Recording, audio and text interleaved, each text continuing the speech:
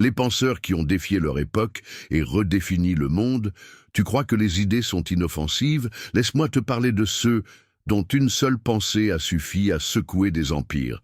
Hypatie d'Alexandrie, la lumière dans l'obscurité. On est au IVe siècle, à Alexandrie. Une femme, philosophe, mathématicienne, astronome. Hypatie, protégée de la bibliothèque d'Alexandrie, enseigne à des hommes, dans un monde dominé par la religion et la guerre. Elle prône la raison, la science, la tolérance, et ça dérange.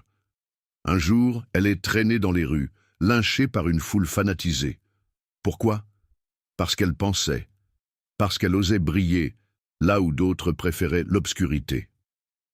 Giordano Bruno, L'univers infini et l'Inquisition Italie, 1600.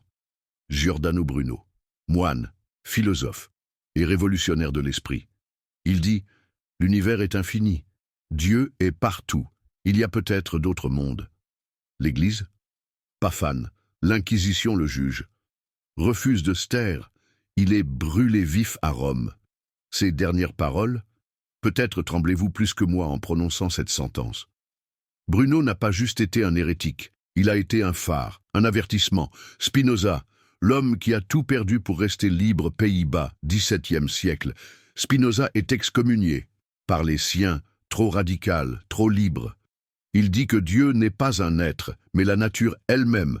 Il refuse les dogmes, écrit dans l'ombre, et ses idées influencent Descartes, Kant, Einstein.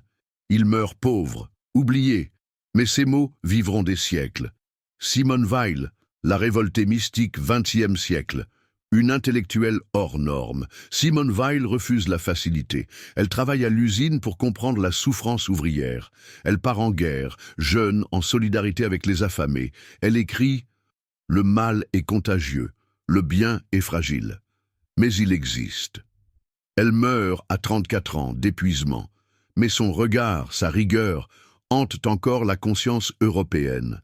Socrate, le poison de la vérité, retour à Athènes.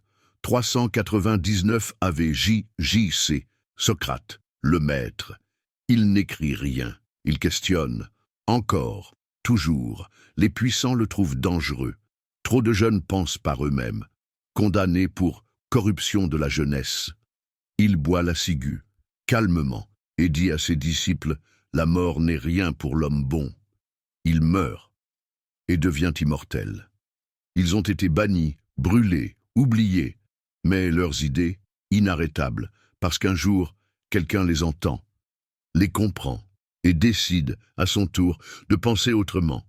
Abonnez-vous pour la suite.